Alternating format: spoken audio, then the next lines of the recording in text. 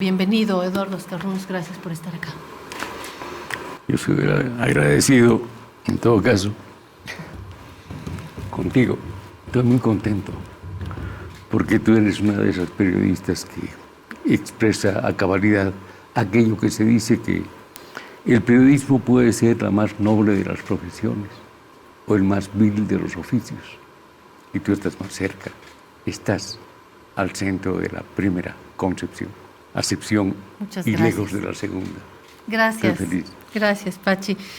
Viniendo de un colega, de alguien que ha trabajado y ha dado frutos en el periodismo, no solamente el periodismo escrito, sino también del lenguaje audiovisual, alguien que se ha movido en la formación y en el ejercicio entre Francia, ha estado en Cuba, en San Antonio de los Baños, ha trabajado en distintos periódicos, revistas. Estamos en un momento de transición, ya nadie compra papel, ya nadie está pensando en las revistas de papel y menos en los periódicos. Estamos en un momento de metamorfosis donde puede desaparecer el papel, pero no puede desaparecer las ganas de contar, las ganas de que la historia no desaparezca, que los personajes no mueran, que los valores no mueran, porque hay alguien que los pone en un relato, ¿no? Ese es un gran desafío, ¿no, Pachi?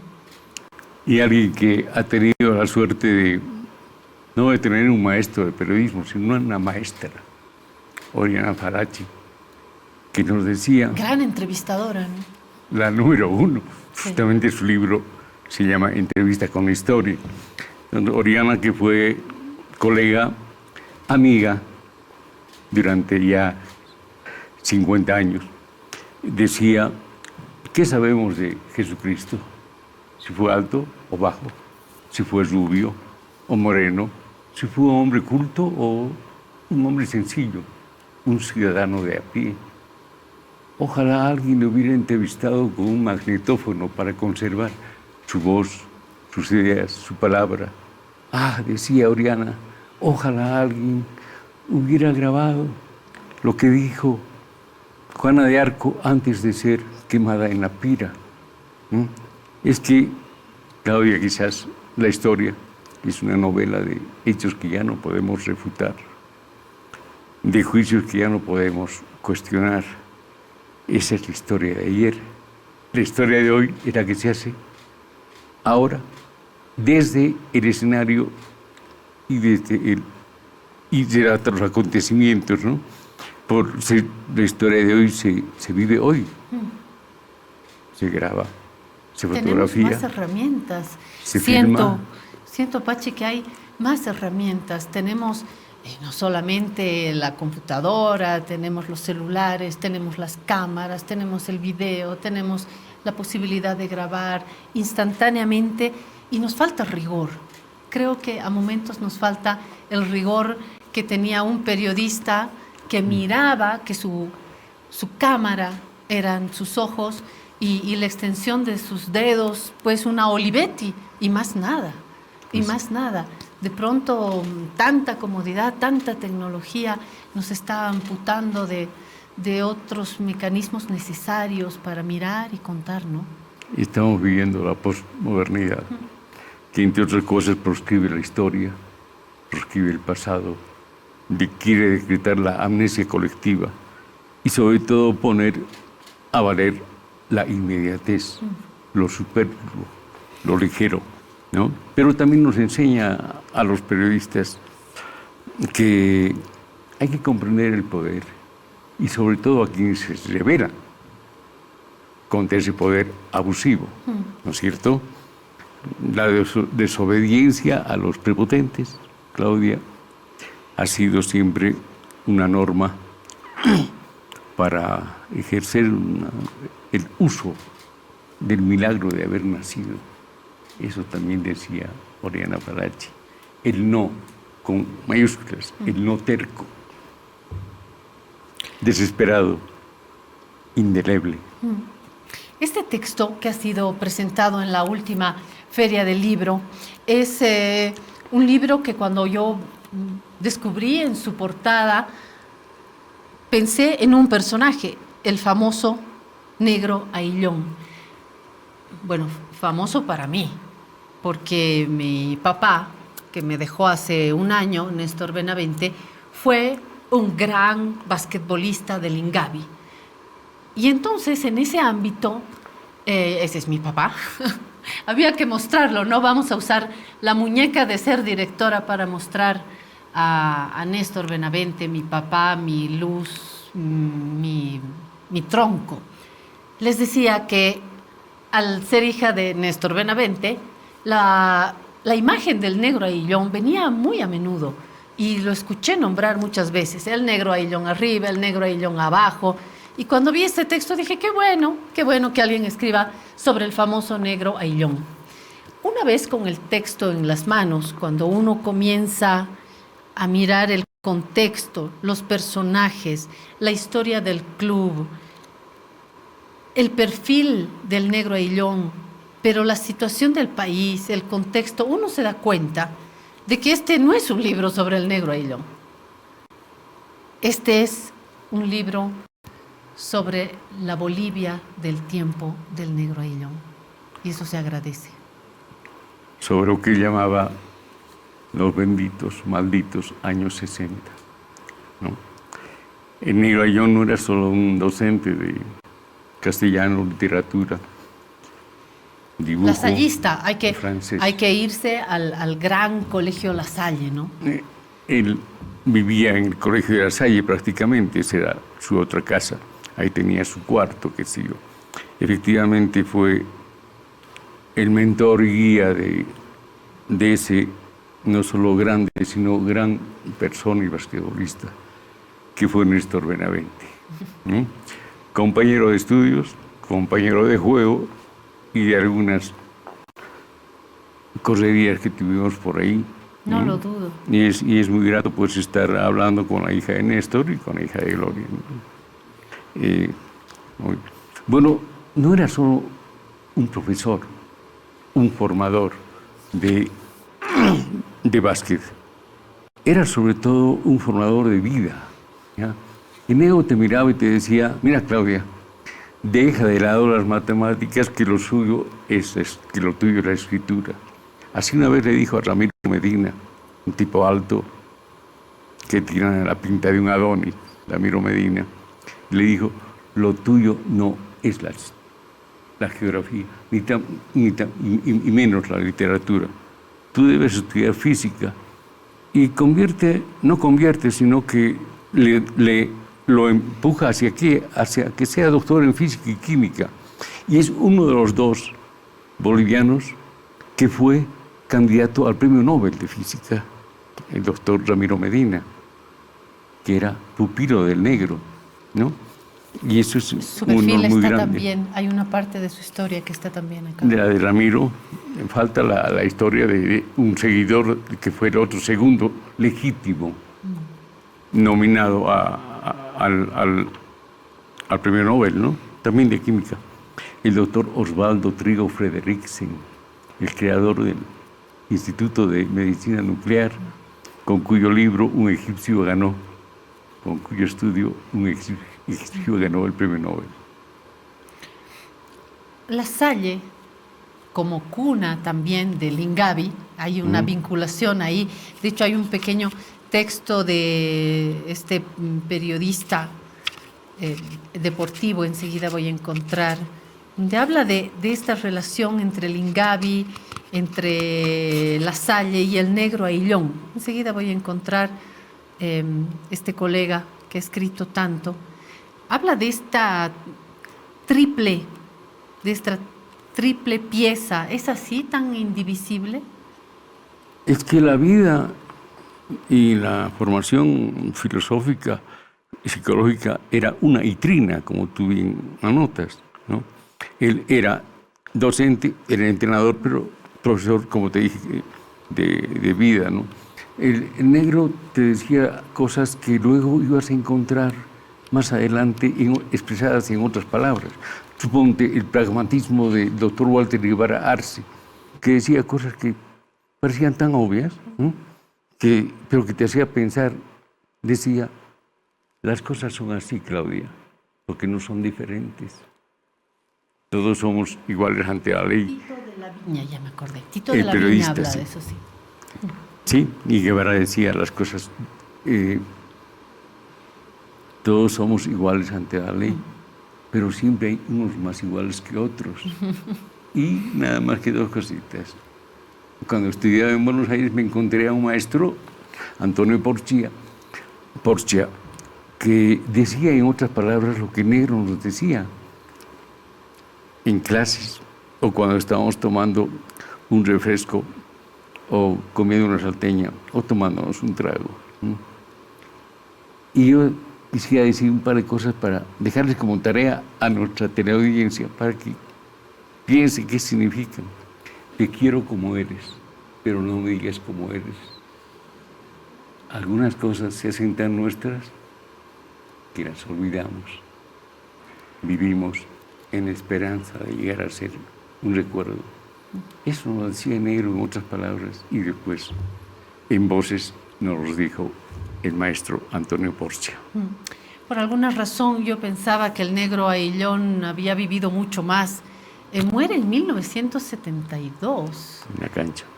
En la cancha. Qué historia, ¿no? Que está retratada también acá. Su partida lo retrata también, ¿no? Absolutamente.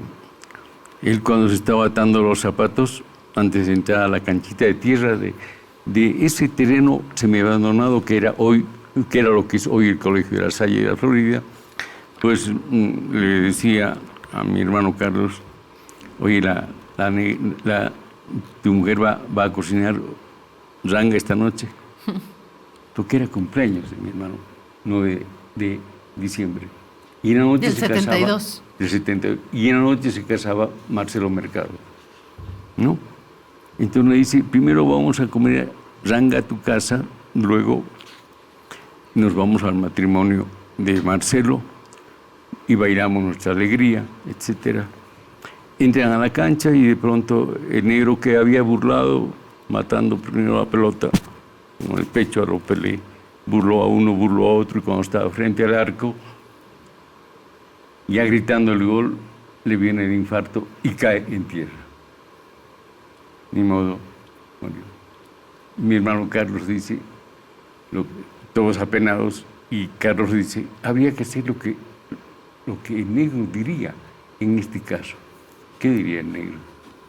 Que primero vamos a la casa del cumpleañero, comemos bien porque no se sabe qué se va a comer en los matrimonios, luego vamos al matrimonio de Marcelo y después al velorio del Negro. ¿Qué te parece? Se fue jugando. Se fue alegre también. Muy alegre como era, tenía un sentido del humor, pero de aquellos no te imaginas como un hombre, un genio como él. Tenía pues su chispa, ¿no? No estaban con Guido Merubbi ahí en el Prado, 15 de julio, vísperas del 16, desfile de teas, y de pronto el Negro, que estaba con Guido y otros más, dice, vamos a dar una vuelta en la banda. Y había un montón de público en todo el Prado de noche, esperando el desfile de teas, y el Negro se imagina una guaripola y los otros se ponen a tocar el tambor o el platillo y dan la vuelta y son aplaudidos, porque cuando la gente espera algo, claro, aparece algo nuevo, siempre aplaude, aunque no sepa por qué. Hay que entrar en estas páginas para reconocer a este personaje, al gran Negro Aillón, pero los otros personajes también, esas otras figuras, esos otros contextos. Le voy a leer un pedacito de este texto que obviamente he elegido por mi propia historia. Hay una página en la que habla de mi abuela. Mi padre, Néstor Benavente, fue gran basquetbolista del Ingavi, y mi abuela, Adela, formó parte también de este contexto, así que lo leo eligiendo con el corazón, pero con el objetivo de que usted conozca la caligrafía de Pachi Ascarrums. Una india con señorío. Un mediodía espléndido tras una jornada de clases, precedida de madrugador e intenso entrenamiento, y habiendo desayunado solo una taza de café con marraqueta, arreciaba el apetito. Moríamos de hambre. Bien, ahora vamos a comer rico y ustedes van a conocer a una dama encantadora que cocina potajes muy especiales, nos dice el profesor Aillón a Carlos y a mí, en un tono distinto al que acostumbraba invitar a otros con un simple «vamos a comer un platito». A unos pasos de la final Ingavi, subiendo la pronunciada cuesta de la calle Pisagua, en el patio de una casa solariega funcionaba un local exclusivo atendido por doña Adela Peñaranda, más conocida como la India Peñaranda, que no era ni india ni chola, pero que en la entrada de los carnavales de los años 50 se había hecho famosa por bailar huacatocoris con más de 30 polleras encima, de buen porte, con un aire de sobria distinción debajo de una cabellera bien cuidada y con una sonrisa maternal en el rostro. Doña Adela ofrece un coctelito de tumbo, cortesía de la casa. Hoy es jueves de picante surtido, nos entusiasma a los tres. Y viéndome más tierno de lo que era, ser más joven en apariencia, fue algo que me caracterizó a lo largo de mi vida, añade. Hay también juguito puro, si prefieren. No se preocupe, doñita, estos dos ya están en edad de tomarse un aperitivo. Ah, me olvidaba, son hijos de una amiga suya, dice el negro. Tengo tantas, Roberto. ¿De cuál?, pregunta la anfitriona. De doña Adriana, le dice el Racha, sabiendas que la mamá de Néstor Benavente, un buen prospecto ingavista, frecuentaba el salón de peinados de nuestra progenitora. Un gusto tener a los hijos de nuestra única y apreciada estilista. ¿Cómo está la negra? Con tanto trabajo hace rato no la he visto. Me la van a saludar, muchachos. Voy a hacerle presente, gracias, dice Carlos, y yo quiero sacarme de encima una duda. Doña Adela, le digo, ¿por qué le dicen india a usted? Eso mejor que se lo cuente su profesor. Corro, que debe estar quemando el ahogado. Salud, sírvase este coctelito, dice el negro, como tomando impulso para lo que viene. Salud. Brindamos chocando las copas, ávidos de conocer otra anécdota genial, de esas que solía referir el negro en su estilo de cuentahistorias de oficio. La familia del entonces niña Adela, por razones de trabajo o de política, del padre, según dicen, no sé, se había afincado en una localidad argentina, allá al filo de los años 30. Adelita, entonces de unos 8 o 9 años, estudiaba en una escuelita fiscal junto a otras niñas y niños de su edad. Y sucedió que un 6 de agosto, la maestra, después del buenos días, niñas y niños, de rigor, con cierta solemnidad, les dijo a sus alumnos y alumnas: bien, como lo ya recordamos ayer, hoy 6 de agosto es el día de la independencia de Bolivia. Y dirigiéndose a la única alumna boliviana de la clase, dijo: Adela Peñaranda, de pie, cuéntanos algo de tu patria, algo de tu tierra y de su gente. Adelita se puso en pie y en posición de firme, alisó su guardapolvo y empezó a cantar el himno nacional de Bolivia. Mientras lo hacía, una mueca conmovida talló el rostro de la profesora y unas lágrimas resbalaron por sus mejillas, contagiando el llanto a todo el curso. Cuando Adelita terminó de entonar nuestra canción patria, la maestra, elevando su voz emocionada, expresó sentenciosamente: esta es una verdadera india boliviana. Todos se vaciaron en aplausos. Desde entonces, doña Adela Peñaranda se quedó con el sobrenombre de India Peñaranda. Así se van contando distintos pedazos de las vidas de estas bolivianas y bolivianos que han retratado el país y realmente es un tesoro tener este texto. Gracias, Pachi. Y que en tu historia, ¿no? En él miraba, por ejemplo, a la narrativa de Mario Vargas Llosa. Y es muy importante saber que cuando Mario Vargas Llosa recibe el Premio Nobel de Literatura en Estocolmo, lo primero que dice, inicia su discurso diciendo: yo aprendí a leer y a escribir con el hermano Justiniano Bonifacio en la Salle de Cochabamba. Hace una pausa y dice, eso es lo mejor que me ha pasado en la vida. Y luego ya cuenta la que fue su vida, ¿no? Y es muy bueno saber que Lorgio Vaca era un buen estudiante en la Salle, pero se aplazaba en una sola materia, dibujo. Y encomienda a los alumnos a que traigan y hagan algunos dibujos y lleven. Tímidamente, Lorgio Vaca le entrega 2 cartulinitas al profesor de dibujo en el recreo, y luego este profesor, entrevistado por nosotros en el documental, dice Lorgio Vaca, me fui tímidamente a ocultarme a los baños. Y ahí me encuentra un cura y me dice, vaya usted a la clase, sube inmediatamente a la clase.